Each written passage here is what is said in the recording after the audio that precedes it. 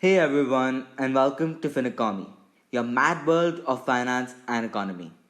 Over the past week, we heard the finance ministry lay out their plans for our economy, and oh boy, hearing those plans made me lose my mind over the fact that there was so much lost hope in those packages. I felt angry because, despite popular belief, the packages were clearly not enough for the country in times of crisis. Last week, PM Modi made it abundantly clear that the way forward for the nation in times of crisis is self reliance, or, in his words, Atmanirbharta. The Great Indian Stimulus Package, named Atmanirbhar Bharat, was broken down to the country in five comprehensive tranches by the Finance Minister Nirmala Sitharaman. The package, worth a whopping 20 lakh crore rupees, is worth roughly 10% our GDP, and with that, it is the fifth largest package in the world.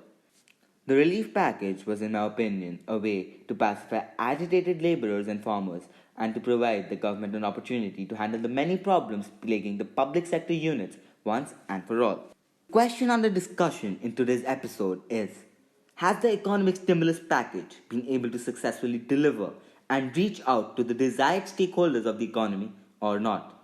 To put the effectivity of this episode in test, I want you to ask yourself the question at the end of this episode and see whether you have been able to answer that or not. If you have, then I would love to hear about your success in the comment section below. If you haven't but have some doubts, then please feel free to contact us so that we are able to help ward off your doubts. For me, the package was a shot in the dark as it failed to provide relief to a lot of sectors despite them being included in the game plan. Sitharaman had moonshot ambitions, but despite that, the measures clearly weren't an indication of that. The industry was clearly not a major concern for our finance minister as she was more interested in other things like the migrant laborers.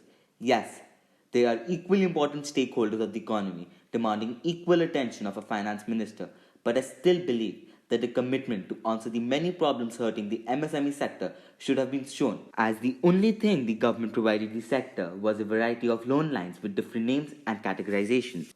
The government also clearly got its timing wrong with some of the reforms that it proposed as a part of the package, increasing FDI limit in sectors like defense, while opening up otherwise clamped down sectors like space to private players might seem like good moves, but the timing is completely off track.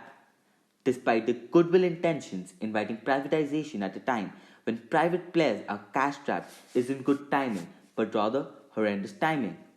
The government is naive to think that at a time when cash is king, private firms and companies will be willing to invest in sectors which are inefficient, slow, and laggy, and most importantly, ones with very low profit margins. It's just very funny to think that the government believes that there is hope that a private corporation will be willing to bail out the government from its own problems when it clearly isn't able to get a hold of its own.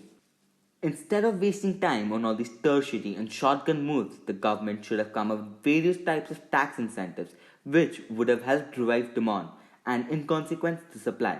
The biggest cause of a hiatus in production is the fact that there is no demand in the markets. The finance ministry has clearly failed to understand the fact that loans cannot solve a firm's cash problems. Loans can help revive production, but if there is no demand from the consumer, then the manufacturers see no reason to produce despite having cash back waiting to be used. Take, for example, the auto dealers who are sitting on a huge inventory of unsold cars as customers have deserted all thoughts of buying a new car. Had the government offered some cash of the 20 lakh crore as subsidy to such stressed industries, there would have been some hope to clock some sales. In April, the auto industry didn't sell a single car. Yes, not even one car. Despite having a barrage of qualifications and awards, the finance ministry didn't seem to give a damn about these troubled sectors which form the backbone of our economy. To further add to our woes, the Prime Minister has extended the lockdown until the 31st of May as if the current situation wasn't worse enough for him. There are alarms blaring all over the economy as there are concerns that the economy will contract for the first time in 4 decades. We're already sitting on a huge pile of losses which are bigger than the gains we accumulated over the past few decades as the nation went through one of the most rigorous lockdowns. All over the world, countries have had to make the difficult decision of choosing the economy over the public welfare, and I'm sorry to say that India will have to make that decision too.